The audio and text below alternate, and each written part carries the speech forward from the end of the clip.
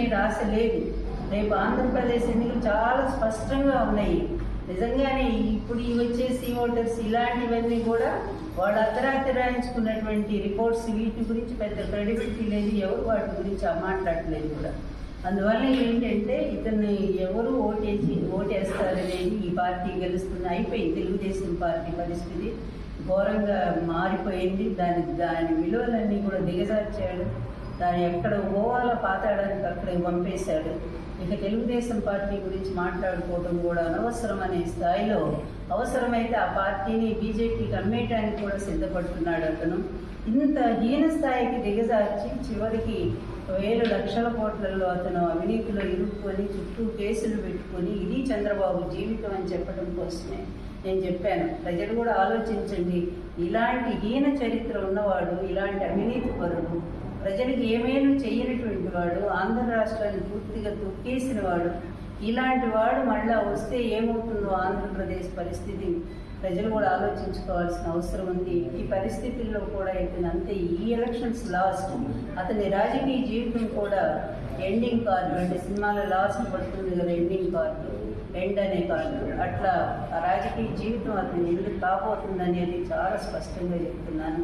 మంచి పరిపాలన, సుపరిపాలన, స్వార్థరహితంగా మొత్తం అన్ని వర్గాల్లో కూడా విద్యా వైద్య రంగాల్లో ఆంధ్ర రాష్ట్రాన్ని ముందుకు తీసుకుపోతున్న జగన్మోహన్ రెడ్డి గారి అద్భుతమైన పాలనని ప్రజలందరూ కూడా మెచ్చుకుంటున్నారు. ముఖ్యంగా ప్రతి కుటుంబం కూడా లబ్ధి. అందుకు ఏ ముఖ్యమంత్రి చెప్పగలండి అంత ధైర్యంగా? ఒక్క ముఖ్యమంత్రి జగన్మోహన్ రెడ్డి గారే చెప్పారు, నేను మీ కుటుంబానికి మంచి చేశాను అనుకుంటేనే నాకు ఓటేయండి అని చెప్తున్నాడు. మరి వాళ్ళు ఏం చెప్పుకుంటున్నారండి, మేము ఈ మంచి చేసాం మాకు ఓటేయండి అని ఎక్కడా చెప్పలేదు. జగన్ తిట్టడం కోసమే వాళ్ళు రాష్ట్రం అంతా తిరుగుతున్నారు. అందువల్ల దానికి దీనికి ఉండే తేడా చాలా స్పష్టంగా కనిపిస్తాను. మాట్లాడు ఎందుకంటే ఆమె దారి తప్పిన బాణం, నేను ఎప్పుడో చెప్పాను ఆ మాట, దారి తప్పింది ఆ బాణం అనేది. ఆ దారి తప్పిన బాణం ఎటు పోతుందో దానికే తెలియదు, పోయి చంద్రబాబు ఊట్లో చేరింది ఆ బాణం.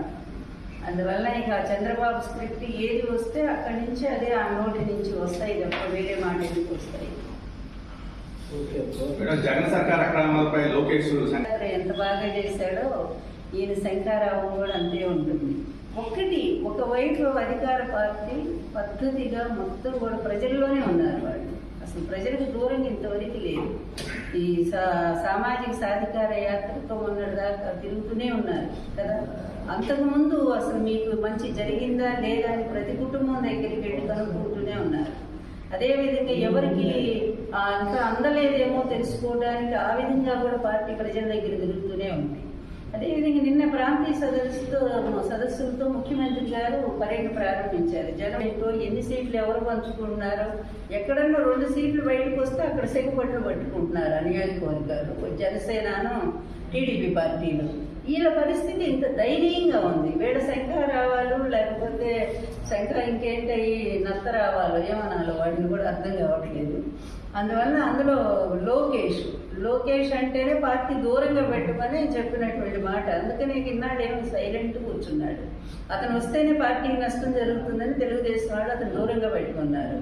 ఆయన శంఖారావం ఎవరు వింటారట, శంఖం బదిర శంఖారావం అవుతుంది అదంతా కూడా. అంటే గుడ్డివాడ ముందు శంఖం ఎలా ఉంటుంది అట్లాగే.